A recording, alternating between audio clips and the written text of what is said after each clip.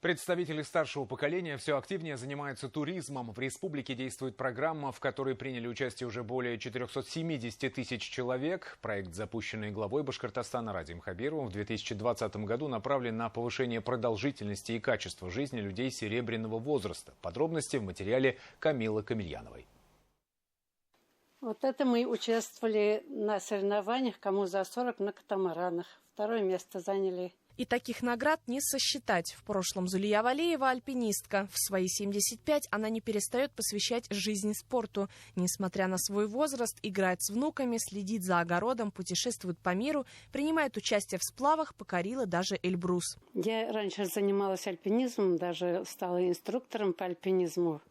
И был перерыв, тут дети маленькие, все такое. А когда дети начали расти, и мне опять потянуло в походы. Когда мне 50 лет было, я решилась поехать на Байкал, на Саяны. Меня пригласили, увидели, что я до сих пор спортивная.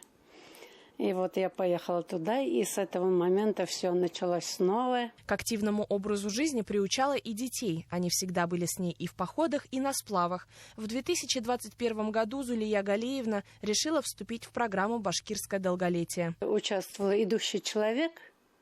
Это надо было целый месяц ходить. Каждый день 25 тысяч шагов. Я еще участвовала в проекте «Уральский барс». Надо было подняться на 7 вершин. Башкирское долголетие, я думаю, очень удачный, хороший проект. Это дает возможность всю Башкирию узнать, увидеть. И не только Башкирию. Вот я говорю, я съездила в Минск. Я была очень рада этому проекту, что я туда попала. Помимо спорта и путешествий, у Зулии Галеевны есть хобби. Она поет в фольклорной группе «Заман». Коллектив исполняет башкирские и татарские песни, выступает с концертами по республике, участвует в конкурсах, где занимает первые места. Если раньше Зулия Валеева была зрителем, то уже 6 лет она является участницей ансамбля. Зулия Галеевна – это у нас передовик планеты всей. Она у нас спортсменка, комсомолка, красавица. И вы знаете, я вдохновляюсь участниками своих ансамблей. Где только Зулия Галеевна не была, с удовольствием делится своими впечатлениями, кадрами, фотографиями, видео со своих поездок.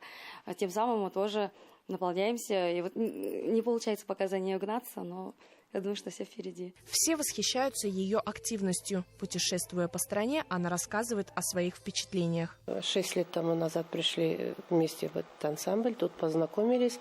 И, знаете, ее вот эта доброта, наверное, ее улыбка, она всех притягивает. Столько в ней доброты. И потом, когда она уезжает на путешествие, столько нам отправляет видео, картинки, фотографии. И мы вместе с ней изучаем природу нашей страны. Республиканский проект «Башкирское долголетие» инициирован в рамках нацпроекта «Демография» главой Башкортостана Радием Хабировым в 2020 году. Он направлен на повышение качества жизни пожилых. В этом году проект продлили еще на 5 лет. Участники активно оставляют свои заявки на сайте программы. Хорошая программа. Работаем. Я бы на вашем месте еще, я не знаю, вы там опытом, очень хороший опыт. Это же вот московское долголетие и Московской области. С ними бы еще посмотреть, может быть, даже поехать и чему-то еще поучиться.